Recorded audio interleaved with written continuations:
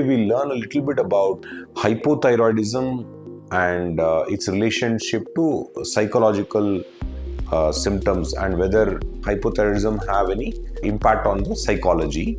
So one thing to understand is that there can be a complex relationship between the two.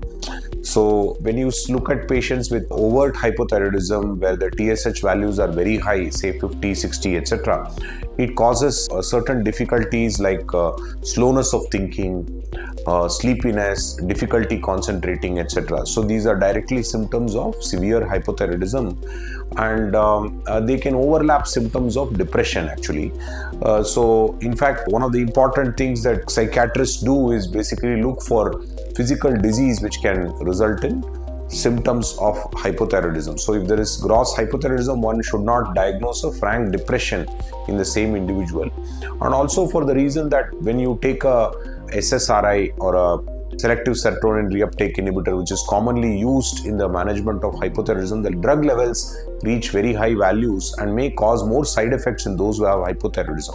So if you have slowness of thinking, sleepiness, depression, etc., it may be worthwhile checking your thyroid function before you take treatment for depression. So having said that, depression is also an extremely common disease and there can be depression coexisting with hypothyroidism.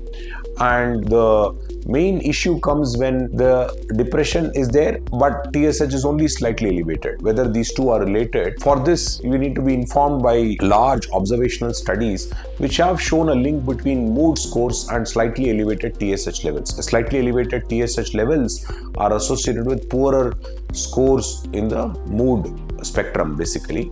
But of course, treatment using levothyroxine has not been consistently shown to improve these depression scores. So there is a conflicting kind of evidence that we get across, in this area. So the jury is still out on whether mild hypothyroidism should be treated for its psychological benefits. But for sure, if you're suspecting or even if there is a remote possibility of overt hypothyroidism in a patient where you're considering treating with SSRI, we must get a thyroid function test done. This is what most of the psychiatrists do. They usually not initiate a treatment without doing a physical test to rule out hypothyroidism. So thank you for watching. Press the like button on this video and help us in the comment section by letting us know what you want to learn from us regarding the field of endocrinology. So we are at your service and we will add more and more information, that will help you. Thank you.